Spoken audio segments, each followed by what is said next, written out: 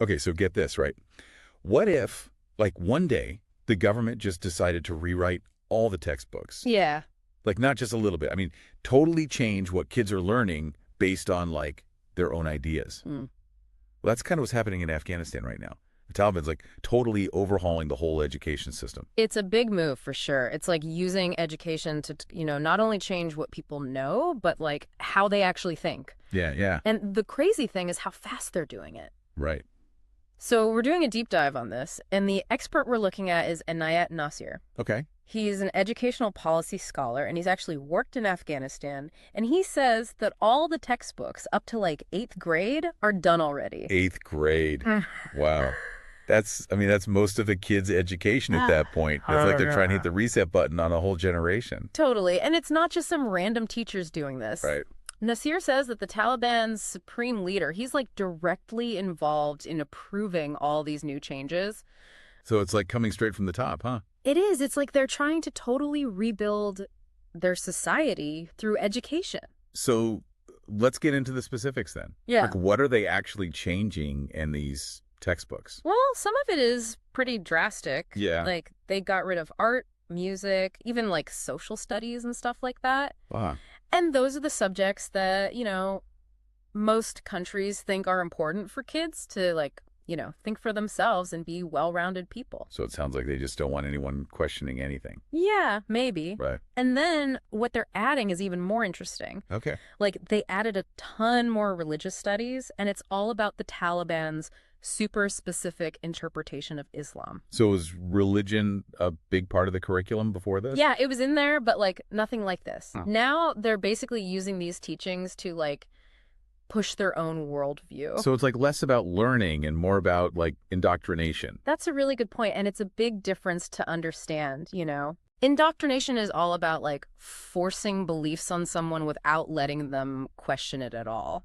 It's like forcing them to think a certain way. Gotcha. Okay, so they're getting rid of stuff that makes kids think for themselves.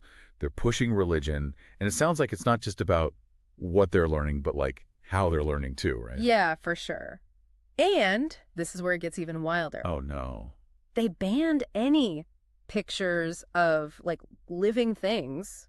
Really? Yeah. No humans, no animals, not even like diagrams of the human body. No way. That's crazy. Like, why even bother with science then? I know. Well, they say it's because it's against their super strict interpretation of Islam to like show living things because it's like worshiping idols or something. Huh. So even science is like second to their religion. Pretty much, yeah. Yeah. It's all about controlling what kids see, not just what they read. Wow. Okay, so what else? Well, they also added this whole new subject called emirate studies. Brit studies. Yeah. It's basically like rewriting history so they can say that the Taliban were heroes for taking over. Oh, wow. Okay, so they're literally just writing their own version of history and teaching it to everyone. Exactly. It's crazy, right? They're controlling how a whole generation sees their country's history. Yeah, yeah. And it goes even further than the textbooks themselves. What do you mean? Like, they're changing how things work in the classroom, too. Mm. Like, I read that they brought back corporal punishment. Seriously? That sounds like something out of, like, the Dark Ages. I know. Nasir talks about, like, beatings and public humiliation tactics, even whipping kids' feet. And get this, it's not just for the kids. What? Even the teachers are being watched super closely. Imagine having to pass a religious test to teach math or science. Yo, come on, that's ridiculous. So even subjects that are like facts and logic and stuff aren't safe from their ideas. Nope.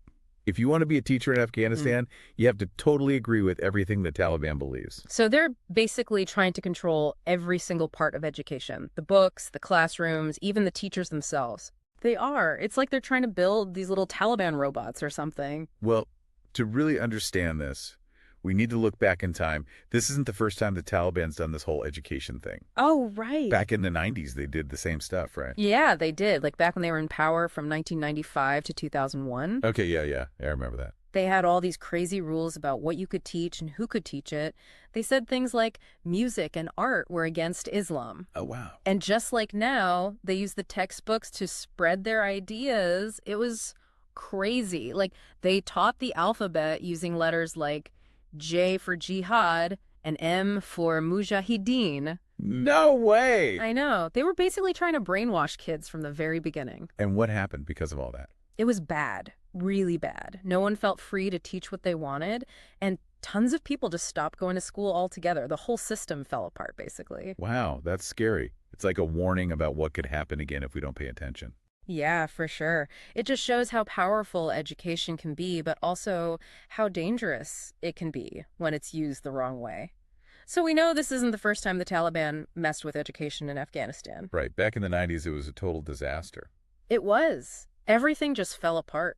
But, like, what did that actually look like? Like, for the students, the teachers, the schools? It was pretty chaotic, to be honest. Yeah. Basically, learning became like this dangerous thing. Wow. Teachers were terrified to teach anything that might upset the Taliban. I bet. A lot of them just left.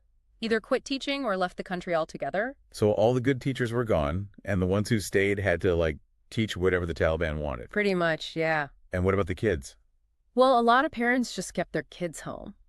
Makes sense. If you don't trust the schools, why would you send your kids there? Exactly. And the kids who did go to school, they weren't really learning much. Well, man. The textbooks were all propaganda, and if you questioned anything, you could get in big trouble. Yikes. So it wasn't exactly preparing them for, life in the real world. Definitely not. A whole generation was robbed of a decent education. That's awful. Are we seeing the same thing happening now? There are signs, yeah. Really? Nasir says a lot of parents are worried. I can imagine. Some are keeping their kids home again, especially since the Taliban got rid of that law that said kids had to go to school. It's like history repeating itself. It is. And this time, it's even more complicated. What do you mean? Well, after the Taliban were kicked out in 2001, things opened up. Right. Kids got to learn about all sorts of different things. Yeah, it was a hopeful time, especially for girls who couldn't even go to school under the Taliban before. Exactly. And now, a lot of the people who lived through that are watching their own kids go through this. That must be heartbreaking to see all that progress just, disappear. It is. And it's not just families who are worried. The rest of the world is watching, too. So what are other countries doing about it? A lot of them have stopped giving money to Afghanistan for education. Well, yeah, why would you support a system like that? Exactly. But it also means even less money for schools that are already struggling. It's a mess. It is. And it makes you wonder, what's the point of education if it's all controlled like this? Right.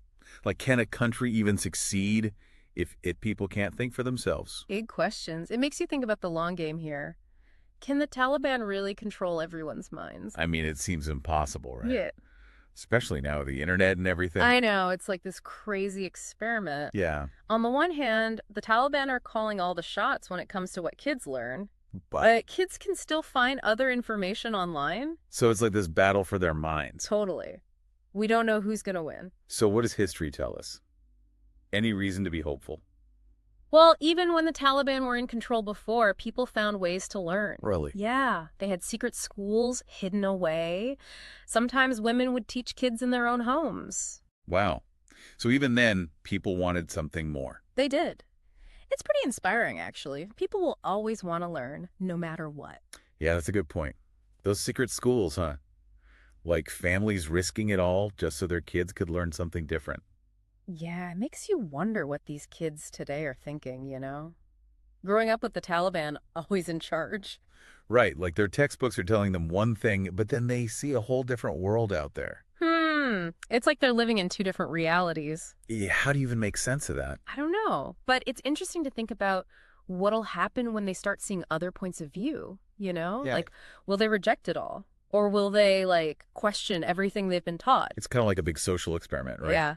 Can you really control what people think, especially with the internet and everything? You would think not, right? Yeah. The Taliban wants to control everything about what kids learn. Yeah. But they can't exactly shut down the internet. So kids are still seeing other stuff online, like different cultures and ideas. It's like trying to plug a million holes in a dam.